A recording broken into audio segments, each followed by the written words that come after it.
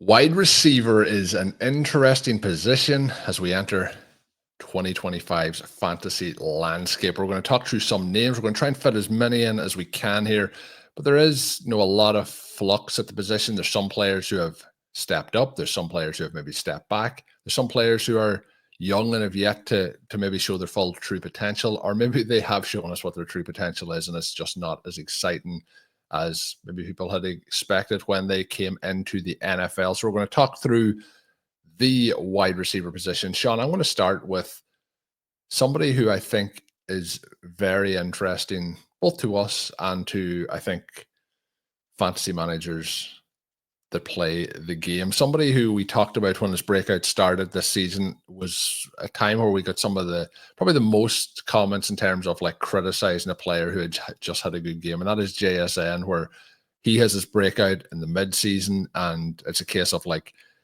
his season was basically the same as his rookie season. Up to that point, there hadn't been any flashes. So there was a lot of, comments around the fact that basically that this was a 1 week wonder and it wasn't going to happen again moving forward. What happened was that he became much more involved in the offense and became a much bigger piece and looks to be set to be a focal point as they move forward. Did have a quieter final 2 weeks of the season in week 17, week 18, but in the stretch prior to that from week 9 to week 16, very, very strong. But I think there's still going to be a lot of wiggle room for the doubters, and that, it wasn't as good as the believers thought it was. JSN, one of our favorites here as we look forward. Where are we moving him? Where are we ranking him? What is our thoughts on what he can do moving forward? I don't think that people are going to be wondering, does Shawn Siegele think what happened in 2024 is that, the real breakout occurring? But what are you thinking here as we move forward to how we silencing the doubters here?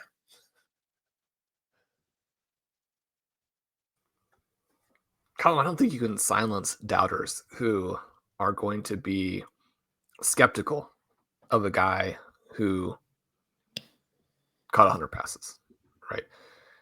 JSN ties with Drake London for 100 receptions, number 7 in the entire NFL. The guys with more catches: Ja'Marr Chase, Amon-Ra St. Brown, Malik Neighbors, Justin Jefferson, Garrett Wilson, and C.D. Lamb.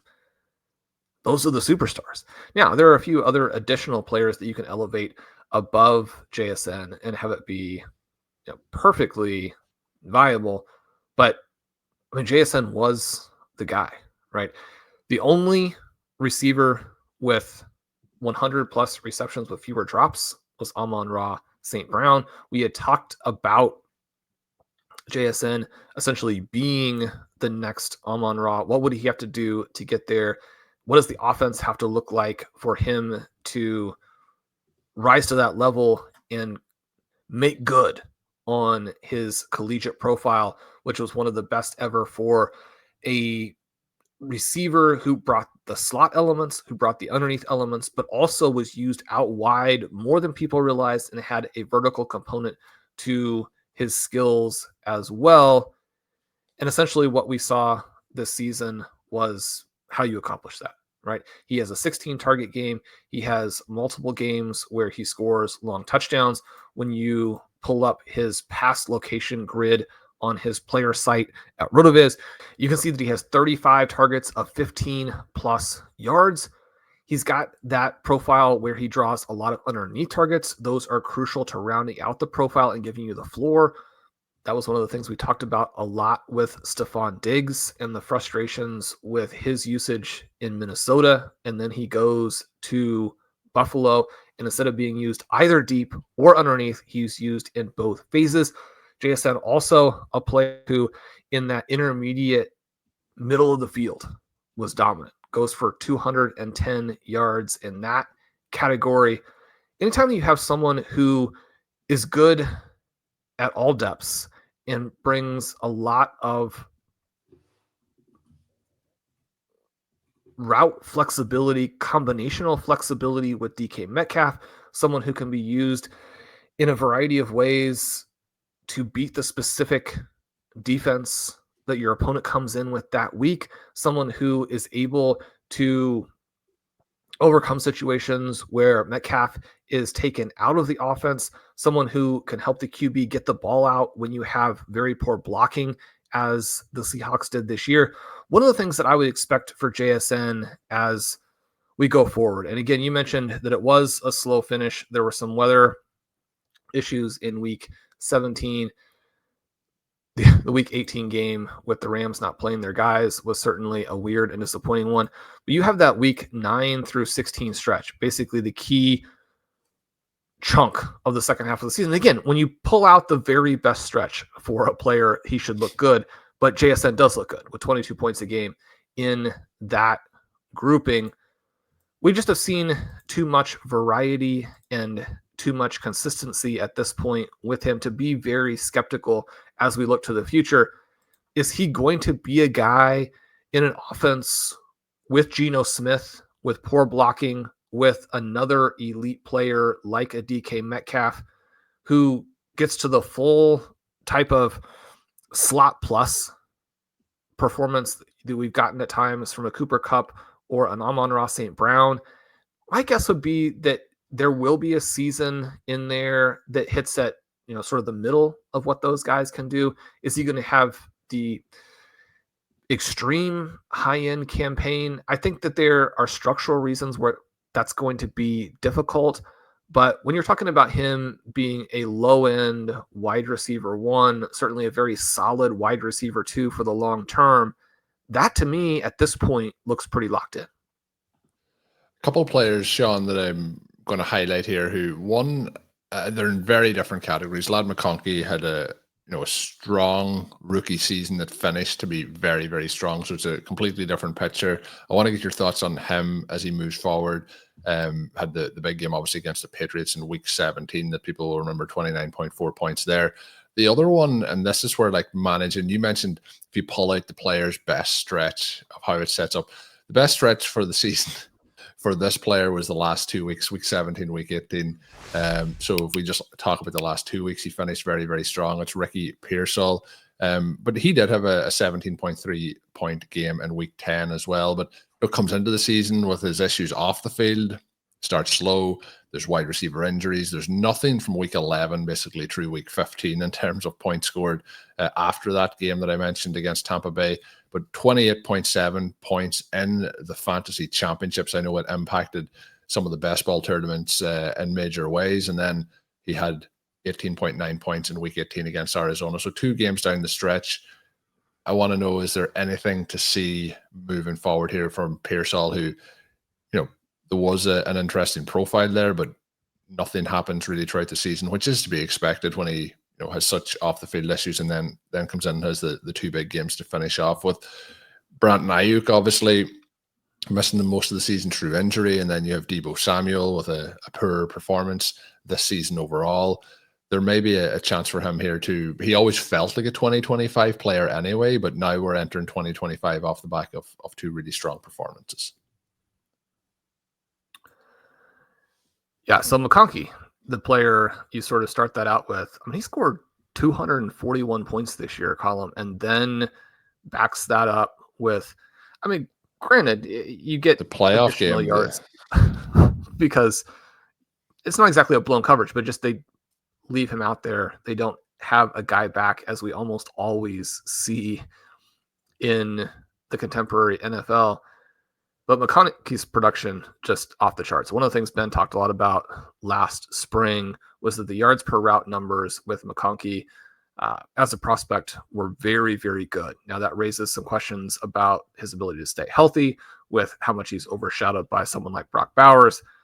One of the things that, we said more than people I think probably wanted to hear was that Bowers was the type of prospect where, he's going to do that to almost anybody. But once you have witnessed the full Bowers at the NFL level, Lad McConkey can still be one of the all-time great prospects and not do anything behind him. You don't score the number of points that McConkey scored and really become anything other than a star unless you get hurt. And certainly you don't do it if you're in a competent organization, which the Chargers definitely are. If you have a well above average QB, which Justin Herbert definitely is, and when you have no target competition, which is certainly the case. I had McConkey a week ago up to wide receiver 16. He probably already should have been wide receiver 14 at that point. I think at the next update, there's really just not a lot. When you think about those things, right? What he's already done and the situation with organization, QB, and teammates, I mean, he's basically wide receiver 10, right? And that moves him right ahead of Rashee Rice, who's going to be competing with Xavier Worthy in an offense that, we're now starting to live on multiple seasons ago version of Andy Reid and Patrick Mahomes. We think he can get back. They've been too good. I would say not for it not to, although again, we're living on seasons that are pretty deep in the rear view at this point. I mean, to move McConkey above Rashee Rice and Garrett Wilson, to move him above JSN and Marvin Harrison, I mean, again, he probably should have been ahead of Marvin Harrison already. I know that the gap in what those guys look like as prospects is very large. And that's one of the reasons, again, that we were very confident that JSN was going to have a good second season. He was just too good of a prospect. Some of the problems with Marvin Harrison could be deeper or more troubling than they were for JSN. I mean, do you like McConkey ahead of Rice, Wilson, Marvin Harris? At this point, you're starting to look at guys like Nico Collins, Drake London, CeeDee Lamb, and say maybe you should be ahead of them as well. So I think that I would take him ahead of Marvin Harrison. I think it's still tricky on Garrett Wilson. And looking at the list of names I have, they are on the list. So I'm going to pair them up here as we move into it. There's been part of my thing with Harrison. I would be very intrigued to see him with a different quarterback. I think that Kyler Murray, while there is the upside of some of the stuff he does and his capabilities to rush, I think he limits what the offense is actually doing from a functional perspective. So I think that is hurting Harrison. I think there was also parts where it just wasn't looking great on Harrison's side either through the course of this season. But Wilson, I still have a huge amount of belief in his talent and his ability. And even in a situation in New York this year where it was far from ideal, reports are that it seems like him and Rodgers definitely are not on the same page. They're not inviting each other to many parties, I don't think, moving forward. But Rodgers may not be the quarterback. That opens up then the door as to who will be the quarterback for the Jets. So there is that question. There's also the question of, does Garrett Wilson try and force his way out in New York, which could be the best case scenario for him to land in a different spot with a fresh start, a different quarterback, and the organization maybe more functional on a consistent basis than the New York Jets have been. So there's a huge amount of moving parts there with the Wilson side of the conversation. I think like one-on-one player talent-wise, Wilson leads the way there. But Lad McConkey has really blown my expectations away this season with how he played throughout, but especially how he finished. And then, when I was mentioning the regular season stuff without even taking into account the wild card round performance, I think he's set up to just be a star. And it might be a case where people say he's not going to be due to PPR. He gets a lot, but he's getting the yards and he's getting the touchdowns as well to go along with it. And he's building that rapport with Justin Herbert, who I think will be the Chargers quarterback for a long time to come yet. So I would still go with Wilson over him, but he has a lot less question marks around him in terms of where he'll be, who the quarterback will be, what the organization looks like. So it's getting closer between those two. Shawn, moving back to Pearsall. The Pearsall one, number one, I think it's huge for him, because if you don't get that, then his value is very minimal. His rookie season is completely lost, basically. Right. And even though there are reasons for that, it's not good when there is the potential for the offense to be pretty congested in the future. There's the potential for the offense, if it's not, to be a shell of what it once was. You have a player in Pearsall who was just dramatically overdrafted on the strength of what the 49ers like to do, which is say we know things that other people don't know. We can evaluate these guys and be right. That's worked out for them a lot better when the prices have been mid and late rounds where they have hit on a bunch of those guys than it has worked early, where, early is where you want to probably take the consensus star who has definitely proven it in the past, right? You don't need to take the risks at that point. But you look at that game and there's a lot of athletic dynamism, which is what the 49ers wanted and the reason they drafted him in the first place. So if things develop in the offseason such that there's a real role for him, then I think you want to create some exposure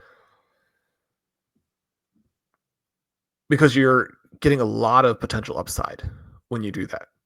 You're going to want to be aware of the price. You're going to want to be aware of the overall track record and the fact that you can be buying a one-hit wonder.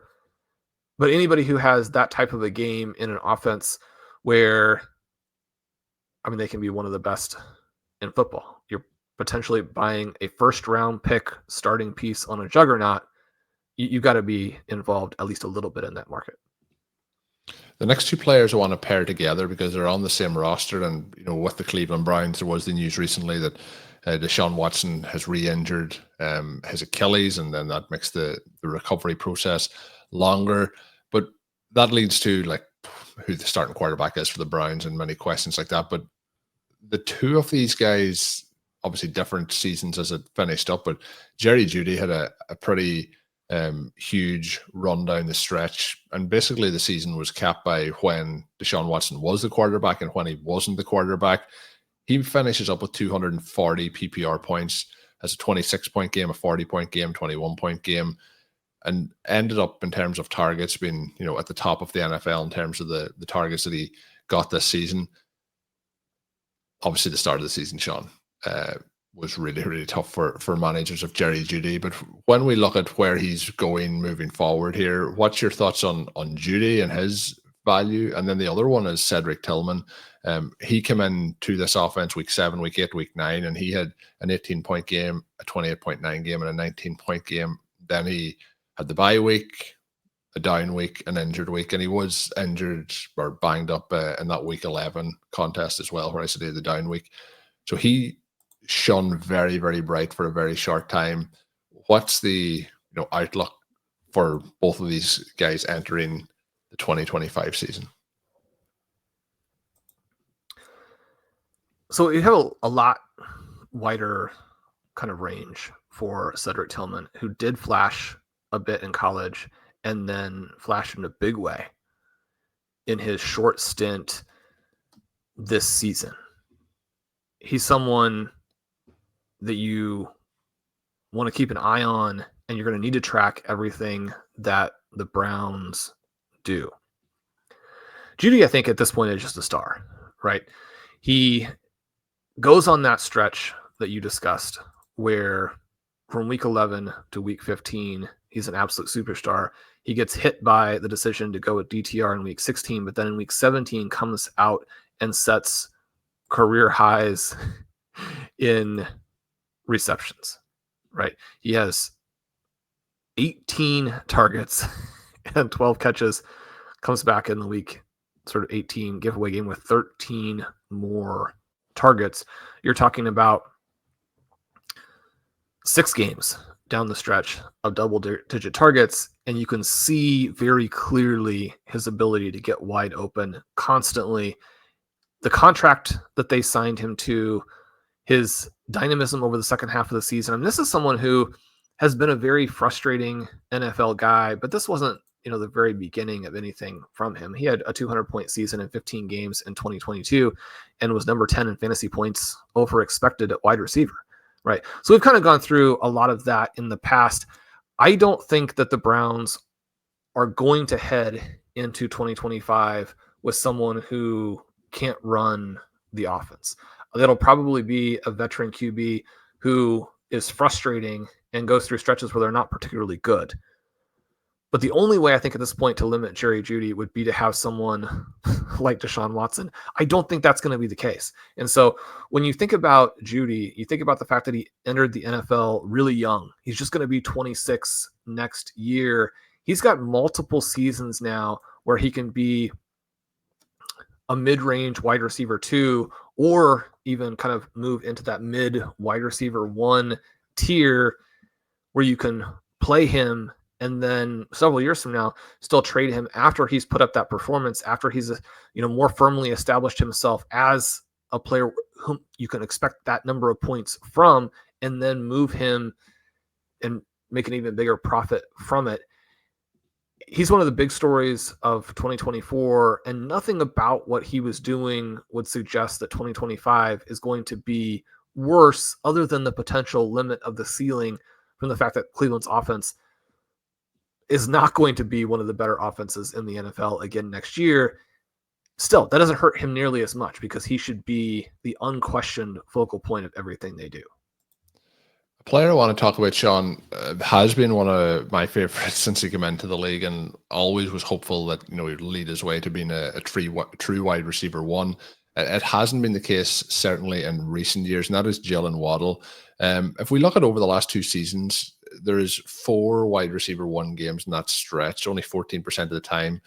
But I've mentioned these numbers, when we've been doing these shows, but I have had none, Shawn, that wide receiver 3 or more was 69% of the time. He's averaged 12 PPR points over that span.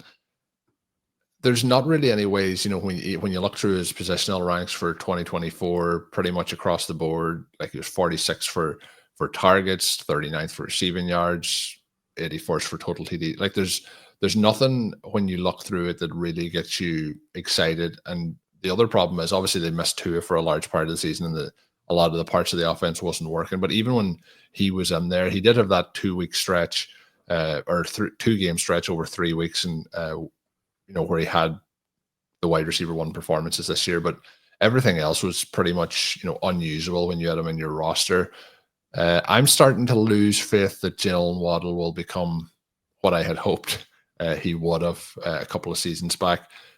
Are you still in there, or are you starting to think that Jaylen Waddle is just going to be another piece of an offense that never really becomes hugely fantasy relevant moving forward? Yeah, I think that's the right way to put it, probably. One thing to keep in mind, Waddle is older than Jerry Jeudy. So when you're thinking about windows too, for either a bounce back or just playing someone and being able to move them before their value goes to 0, obviously his value has not gone to 0. It's gone down a long way. But even if you sort of buy low and have him bounce back, then you don't have that same window to subsequently move him after the bounce back. Yeah, that it might seem like. He feels like when you look at his numbers adding in this season, this time last year, you're like, well, there's still these chances. But when you add in the age, you add in the way things are going and the trajectory of his career, it's very hard to make a positive case for Waddle entering 2025. Colm, this is a multi-year decline. You get that eruption in year 2 as Mike McDaniel fixes the offense. He averages 18 yards per reception. He has the 1,400 air yards. He's dynamic after the catch with 510 yards in that category. His target share does drop from 24. He was a heavily targeted rookie. And this is kind of one of those things too, where you think back to the conversation we just had about McConkey, for example. Waddle drew 140 targets, caught 104 passes as a rookie, and hasn't gone over 75 since. But even then, that second season was still very dynamic because you have one of the fastest players in football in a great situation. The problem has been that he's fallen off from that. The target depth dropped from over 12 in that 2022 season to around 10 the last couple of years. But even then, within that, in 2024, his yards per reception fall by almost 1.5 yards, even though the ADOT stays the same, because the level of play within that context from him falls off. The other problem that you have is just that the target share again declines, and there just isn't really anything about his profile right now that would say this guy is fantasy viable. other than you have the potential for him to bounce back some from a health perspective. You're going to have the overall offense be better. Their offensive line play is not going to be as bad. You get a full season from Tua, and partly what you're dealing with here is that you have backup QBs, and at least at some points, third string, fourth string guys off the street. You're not going to be as efficient in those moments. But the thing that just really sort of solidifies it for me is just that of all the players in the NFL who have struggled with injuries, Waddle is maybe the one who have the least confidence in playing any significant stretch where he's healthy. Now, partly that may just simply be that he's damaged very high-profile main event teams for me in the fantasy playoffs by leaving games early. You have an emotional reaction to that. Most people don't need to deal with those emotions, that you simply play what he's going to be in the future. But someone who isn't a clear-cut play anyway, and then frequently has these problems, is someone I think that you can stay away from unless the prices just very clearly dictate going back to the well. Having said that, I have him down at wide receiver 39 in Dynasty, which more or less puts him at the end of what you might consider to be kind of that Dynasty version of the wide receiver window / cliff. It's right behind Michael Pittman and Chris Olave. Pittman may be someone who is a huge beneficiary of the next quarterback with the Colts, but Olave, we know, has had the issues with the offense there and the concussions and other injuries, and then it's right ahead of Tank Dell, who again can't stay healthy. And we're talking about guys who are still very interesting, but health has been a big concern for three of them there. You kind of think of what the upside is if the players bounce back. Probably the upside for guys like Olave and Dell is quite a bit more actually than what you would get from a Jaylen Waddle. So that is going to end this edition where we talked about wide receivers. Hopefully you've enjoyed listening in. If you have any names that you want us to talk about over the coming weeks, I think this is a good chance for people to submit those. If we haven't talked about them, we can work our way through some of those names in a future episode like this. My name is Colm Kelly. You can follow me on Twitter or Blue Sky at Overtime Ireland. My co-host is Shawn Siegele. You can find all of his work at rotoviz.com. If you are signing up over at rotoviz.com, you can get a 10% discount off your RotoViz NFL pass using the code RVRadio2024 at checkout. That gets you access to all of the content and tools up on the website. Until we are back later this week, we're going to talk quarterbacks and tight ends to finish out the series. Make sure you're subscribed to get those once they're available. Have a good one.